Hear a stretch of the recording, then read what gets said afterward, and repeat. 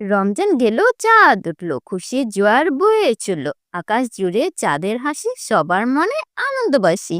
ছোট্ট গ্রামের নাম সোনারপুর। এই গ্রামে ছিল এক দুষ্টু মিষ্টি ছেলে, নাম তাহাসিন। সে খুব চঞ্চল, কিন্তু হৃদয় ছিল সোনার মতো। ঈদের দিন আসার আগেই সে প্রতিদিন বন্ধুদের সঙ্গে গল্প করত, সে কিভাবে ঈদ কাটাবে, নতুন জামা কিনবে, কত মজা করবে। একদিন তাহাসিন সকালে ঘুম থেকে উঠে দেখলো তার মা মন খারাপ করে বসে আছে। সে জিজ্ঞেস করলো, মা, তোমার মুখটা এমন বিষণ্ণ কেন? মা দীর্ঘশ্বাস ফেলে বললেন, বাবা, এবার তোমার বাবার বেতন এখনো আসেনি, নতুন জামা কিনতে পারবো না। তাহাসিন প্রথমে একটু মন খারাপ করলো, কিন্তু পরীক্ষণে সে ভাবলো, ঈদ কি শুধু নতুন জামা পরার জন্য?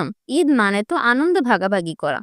সে নিজের জমানো টাকা বের করলো এবং ভাবলো, আমি তো নতুন জামা কিনবো বলে এই টাকা জমিয়েছিলাম, কিন্তু আমার আশেপাশে আরো অনেকেই আছে যারা হয়তো নতুন জামা তো দূরের কথা, ভালো খাবারও জোগাড় করতে পারছে না।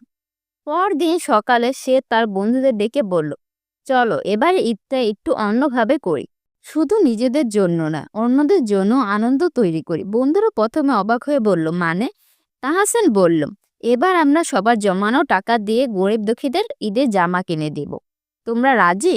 সব বন্ধুরা তার কথা শুনে রাজি হয়ে গেল এবং বন্ধুরা বুঝতে পারলো ঈদ শুধু নতুন জামা পরার জন্য না, ঈদ মানে সবার সাথে আনন্দ ভাগাভাগি করা।